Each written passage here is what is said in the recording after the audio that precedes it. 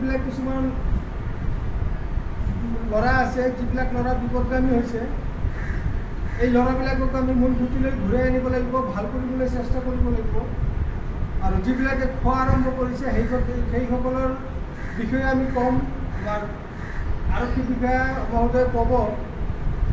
গতিকে এই ল'ৰাবিলাককো বচাব লাগিব, এই ব্যৱসায়বিলাক বন্ধ কৰিব লাগিব। বাহিৰৰ পৰা যিবিলাক মানুহ বেপাৰ লৈ আহে ইয়াত সেইবিলাককো ৰোধ কৰিব লাগিব। সেইকাৰণে আমি এই পদক্ষেপ লৈছোঁ।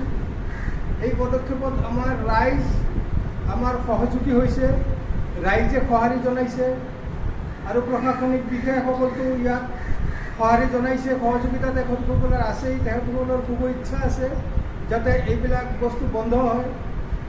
আৰু কিছুমান অসামাজিক কাম কাজ যেনে জুৱা মদ চদ এইবিলাকো বন্ধ হ'ব লাগে। গোটেইবিলাক মানুহ আমাৰ এই গাঁৱৰ মছজিদমুখী হ'ব লাগে। আমাৰ মছজিদমুখী হ'বলৈ আমাৰ এটা সহজ পদ্ধতি আছে।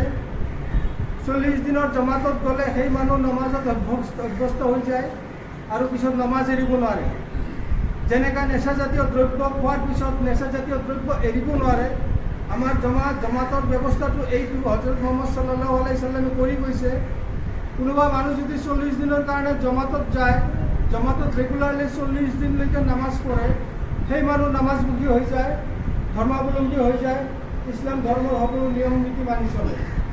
গতিকে আমি এইবিলাক পদক্ষেপ লৈছোঁ যাতে আমাৰ ল'ৰাবিলাকক আমি বচাব পাৰোঁ। আৰু যিবিলাকে ব্যৱসায় কৰে সেইবিলাকক আমি বুজাই পৰাই ক'ম যে এইবিলাক ব্যৱসায় কৰিব নালাগে। দুনিয়াত আৰু বহুত ব্যৱসায় আছে, হালাল পথত ৰুজি কৰিব লাগে, হালাল আয়েৰে নিজৰ পৰিয়াল পৰিচালনা কৰিব লাগে, ল'ৰা ছোৱালীক হালাল ৰুজি খুৱাব লাগে, তেতিয়াহে ল'ৰা ছোৱালীটো ভাল হ'ব। আৰু যদি এনেকুৱা হাৰাম ৰুজি খুৱায় তেতিয়াহ'লে ল'ৰা ছোৱালীবিলাকে সেইটো পথেই অৱলম্বন কৰিব ভৱিষ্যত অন্ধকাৰ। এই বস্তুবিলাক আমি ৰাইজৰ মাজত সোমাই সকলোকে বুজাই দিম। আৰু আৰক্ষী প্ৰশাসন বিষয়া আমাৰ লগত আছে, তেখেতসকলে আমাক সহায় সহযোগিতা কৰিব। কোনো ভায়লেঞ্চ যাতে আমাৰ মাজত নহয়, কোনোবাই যদি কিবা কৈছে, টিটকাৰী কৰিছে বা এনে কিবা কৈছে, একো ক'ব নালাগে, বুজাব লাগে, ঠিক আছে। তাৰপিছতে কোনোবাই যদি বেছি উগ্ৰ হয় বা কিবা, তেতিয়াহ'লে আমাৰ প্ৰশাসনিক বিষয়া আছে, তেখেতলোকে ব্যৱস্থা ল'ব। ইমানখিনি কৈ মই যিটো বুজাবৰ সকলোকে বুজালোঁ। আমি এতিয়া প্লে কাৰ্ড লৈ ওলাম, অলপ ৰাস্তাই ৰাস্তাই খোজকাঢ়ি মানুহৰ সজাগতা বৃদ্ধি কৰিম। সজাগতা বৃদ্ধি কৰি আমাৰ আৰক্ষী বিষয়াও আমাৰ লগতে আছে।